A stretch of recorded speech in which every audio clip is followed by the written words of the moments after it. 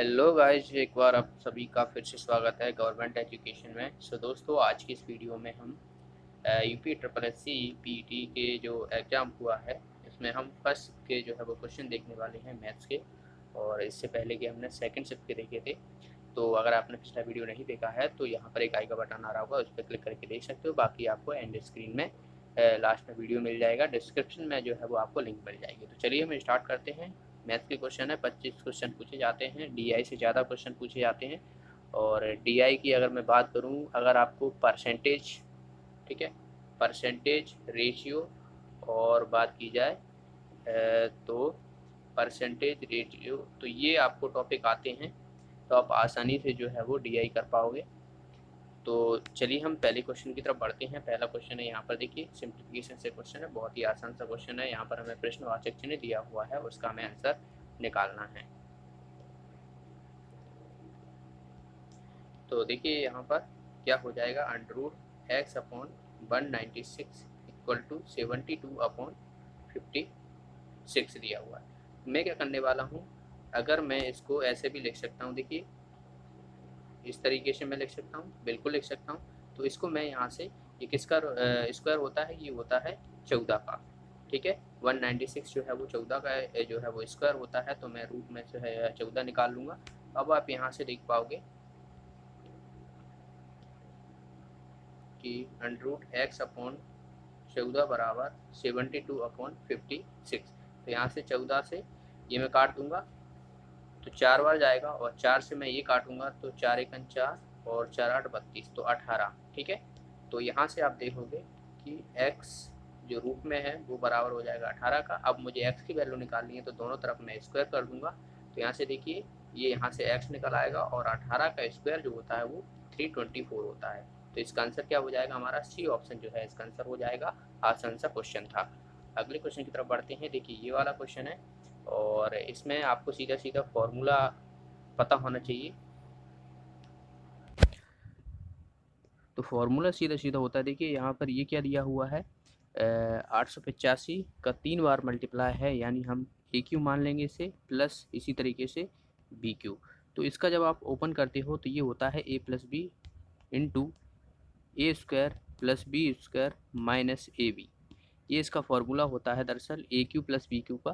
तो ये फॉर्मूला आपको पता होना चाहिए। अब आप देखिए नीचे जो दिया हुआ है वो क्या दिया हुआ है, नीचे इन दोनों का मल्टीप्लिकेशन है, तो ए स्क्वायर प्लस इसका आप देखोगे B square minus A B, ठीक है।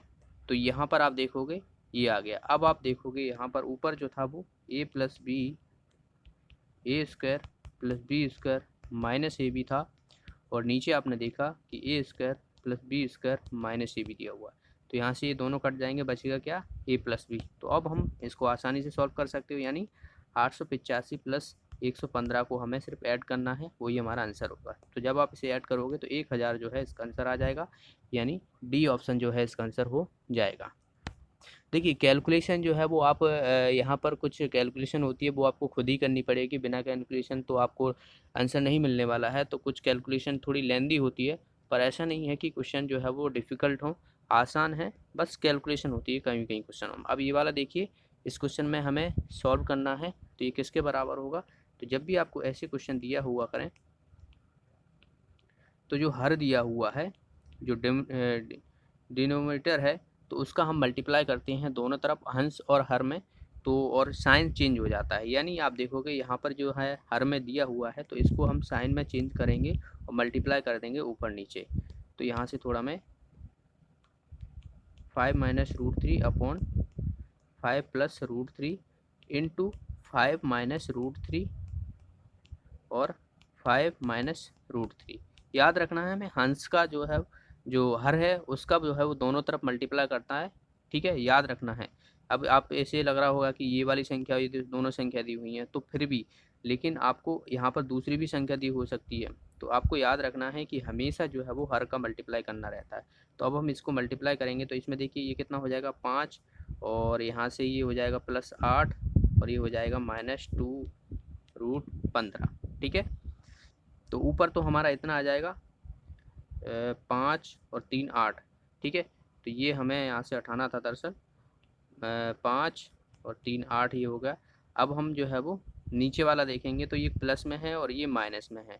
तो जब भी हमें ए प्लस बी इंटू ए माइनस बी का जो है वो मल्टीप्लिकेशन करना पड़ता है तो ए स्क्वायर माइनस बी स्क्वायर बनता है। तो इसका आप देखोगे यहाँ पर ये रूट से रूट में मल्टीप्लाई होगा तो 5 ये हो जाएगा और माइनस रूट थ्री यानी 3 ही हो जाएगा। तो नीचे आप देखोगे 5 में से 3 जाएंगे तो 2 बचेगा। ठीक है, तो ऊपर हमारा था 8 माइनस रूट 15 अपॉन नीचे आ गया 2। अब 2 से आप देखो यहाँ से इसे काट दो 2 से, तो ये 4 माइनस रूट 15। तो इसका आंसर क्या हो जाएगा हमारा? बी ऑप्शन इसका आंसर हो जाएगा। अगले क्वेश्चन की तरफ बढ़ते हैं। नेक्स्ट क्वेश्चन है, इसमें हमें एक टीवी का सेट मूल्य दिया हुआ है 30% घटाने पर उसकी बिक्री 20% बढ़ गई है, तो दुकानदार की आय में उसका कितना प्रभाव पड़ेगा? ये परसेंट पूछा गया है, कितना प्रभाव पड़ेगा। अब उसने 30% घटा दी थी लेकिन उसकी बिक्री में 20% बढ़ गई है। ठीक है, तो इसका सीधा सीधा एक फार्मूला होता है, जब भी आपको किसी में घटना और बढ़ना होता है तो A plus B plus minus A B into upon 100 ये होता है। अब प्लस माइनस चिन्ह आपको याद रखना है कि जब भी आपको घटाने की कहा जाए तो आपको माइनस लगाना है और बढ़ाने को कहा जाए तो प्लस लगाना है। जैसे कि यहाँ पर 30% मूल्य घटा दिया है तो 30 प्लस 20% बढ़ा है तो 20। अब यहाँ पर आप देखोगे कि प्लस माइनस का जब मल्टीप्लाई होगा तो जाहिर सी बात है, आपको पता है कि माइनस ही आता है। तो -20 इंटू 30 अपॉन 100। तो यहाँ से देखोगे आप डबल जीरो से डबल जीरो ये कट जाएगा। यहाँ से देखोगे माइनस का 10 ये बचेगा और ये माइनस का 6 ये बचेगा, तो माइनस का 16 आ रहा है। यानी जो माइनस की वैल्यू जो आ रही है हमारी, वो दरअसल ये बता रही है कि उसको 16% का जो है वो हानि हुई है, एक तरीके से घट गया है। तो इसका आंसर क्या हो जाएगा हमारा? डी ऑप्शन जो है इसका आंसर हो जाएगा। अगले क्वेश्चन की तरफ बढ़ते हैं। देखिए इसमें जो है वो एवरेज का क्वेश्चन है। तो 4 खिलाड़ियों की औसत उम्र 18.5 वर्ष दी हुई है। अगर कोच की उम्र इसमें शामिल की जाती है तो औसत जो है वो उम्र कितना बढ़ जाता है? 20% बढ़ जाती है। ओके, तो निकालते हैं। देखिए सबसे पहले हमें चारों खिलाड़ियों की उम्र जो है वो पता होना चाहिए कि टोटल कितनी है।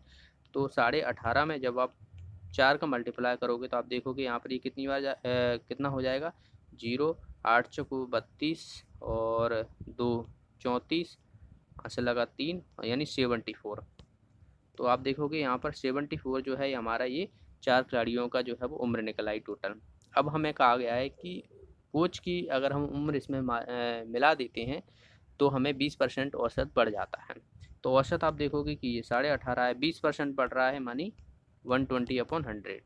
अब टोटल खिलाड़ी कितने हो जाएंगे हमारे? 4 तो ये हो गए और एक 5 यानी कोच, तो 5। ठीक है, 5 से मल्टीप्लाई कर दिया तो यहाँ से मुझे टोटल जो है वो पाँचों का आयु का पता पड़ जाएगा। तो अब मैं यहाँ से इसे काट दूंगा। यहाँ से देखिए 1.10 काट दूंगा, यहाँ से ये 20 टाइम्स जाएगा। ठीक है, और 5 से काटूंगा, 5 तिये 15 और 5 तिये 15, 5 सत्ता 35। ठीक है, 37 बार ये चला जाएगा और 5 चौको 20 और 4 तिया 12। तो यहाँ से देखोगे 7 तिये 21, यहाँ से लगा 2, 3 त्रिक 9 और ये यानी 111। तो कोच और 4 खिलाड़ियों की उम्र मिला के जो है वो 111 आ रहा है। तो आप आसानी से निकाल सकते हो कि कोच की उम्र कितनी है। तो 111 तो ये पाँचों की है, 4 खिलाड़ियों की कितनी थी हमारी? 74 थी। इसमें से मैं माइनस कर दूंगा तो मुझे कोच की उम्र जो है वो पता पड़ जाएगी। तो यहाँ से देखिए कितना हो जाएगा? ये हो जाएगा 7। लास्ट का यूनिट डिजिट 7 आ रहा है यानी 37 ही हमारा आंसर होगा। बाकी किसी में भी जो है यूनिट 7 जो है वो नहीं दिया हुआ है, तो आगे आपको और चेक करने की ज़रूरत नहीं है। बाकी आप चेक कर सकते हो, यहाँ पर 3 आएगा। ठीक है, चलिए अगला क्वेश्चन देखते हैं। ये अब डीआई के क्वेश्चन है। डीआई के क्वेश्चन जैसे कि मैंने आपको बताया कि आपको रेशियो, परसेंटेज और एवरेज, ये 3 टॉपिक अगर आप अच्छे से आते हैं तो वहीं से आपसे सीधा क्वेश्चन पूछ लिए जाते हैं।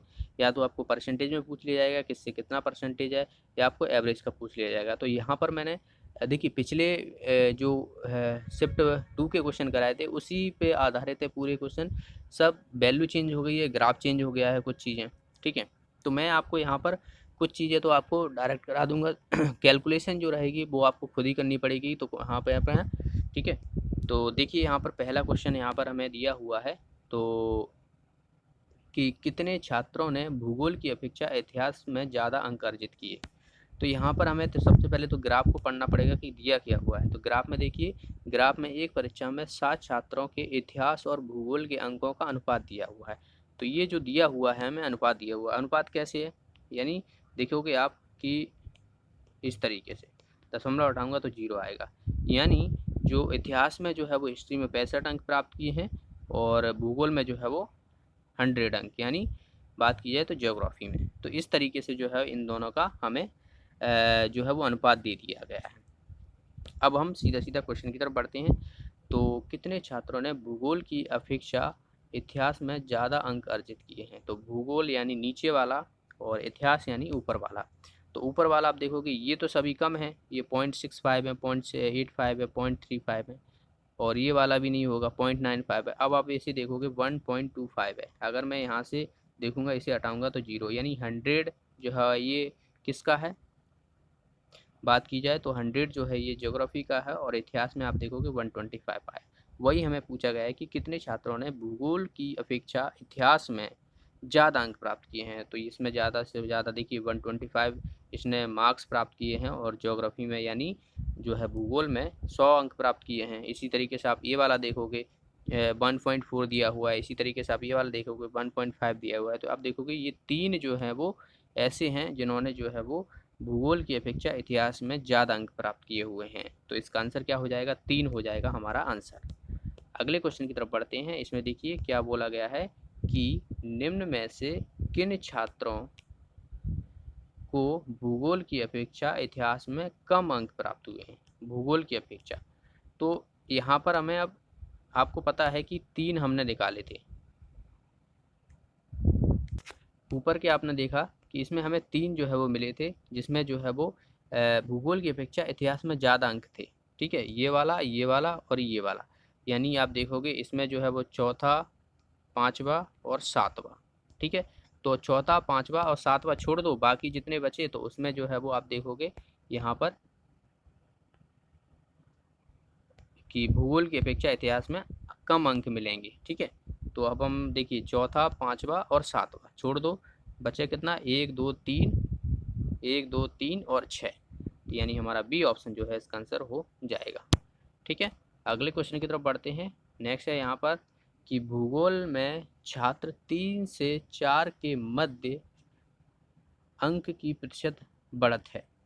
3 से 4 के मध्य, तो यहाँ पर हमें भूगोल का पूछा गया है। अब देखिए यहाँ पर एक क्वेश्चन थोड़े ने कि यहाँ पर हमें इनसफिशियंट डाटा जो है, दरअसल इसका आंसर होगा। क्यों होगा? क्योंकि यहाँ पर हमें ये रेशियो दिया हुआ है, एग्जैक्ट वैल्यू नहीं दी हुई है। आप समझिए कि मैं 1/2 को इस तरीके से रेशियो लिख सकता हूँ और 2/4 को भी लिख सकता हूँ, क्योंकि ये दोनों बराबर हैं एक दूसरे के रेशियो, तो आपको पता है। इसी तरीके से आप देखोगे 4/8 लिख सकता हूँ, तो ये भी इसके बराबर है। तो इस तरीके से आप देखोगे कि संख्या आप और भी ले सकते हो, तो एग्जैक्ट वैल्यू नहीं मिल रही है। जब तक हमें एग्जैक्ट वैल्यू नहीं पता पड़ेगी तब तक हम कैसे निकाल सकते हैं कि कितने अंकों की बढ़त हो गई है? क्योंकि ये हमें जो है वो रेशियो में दिया है, ना कि एग्जैक्ट वैल्यू में। जब तक हमें एग्जैक्ट वैल्यू नहीं पता पड़ेगी तब तक हम दोनों का डिफरेंस नहीं निकाल सकते हैं। अब मान लो यहाँ पर हमें देखिए इसमें तो 1 का डिफरेंस आ रहा है, आप देखोगे यहाँ पर 2 का डिफरेंस आ रहा है, यहाँ पे 4 का डिफरेंस आ रहा है, जबकि रेशियो में आप देखोगे ये सब बराबर हैं, लेकिन डिफरेंस जो है इनका जो है वो अलग अलग है। तो यहाँ पर हम ऐसे नहीं निकाल सकते हैं सीधी सीधी। देखिए यहाँ पर हमें क्वेश्चन में क्या बोला गया है कि भूगोल में छात्र 3 से छात्र 4 के मध्य अंक की प्रतिशत बढ़त है। ठीक है, तो कितनी प्रतिशत बढ़त है ये हमें पूछी गई है। अगर यहाँ पर हमें पूछा गया था, देखिए 3, तो यहाँ पर 3 में देखो, यहाँ पर हमें 3 से 4 और भूगोल यानी नीचे वाला होना चाहिए संख्या। तो आप देखोगे यहाँ पर कि 3 में जो है वो 0.35/100 हो जाएगा और 4 में देखोगे यहाँ पर 1.25/100 हो जाएगा। तो आप निकाल सकते हो क्या? नहीं निकाल सकते, यहाँ पर आप देखोगे।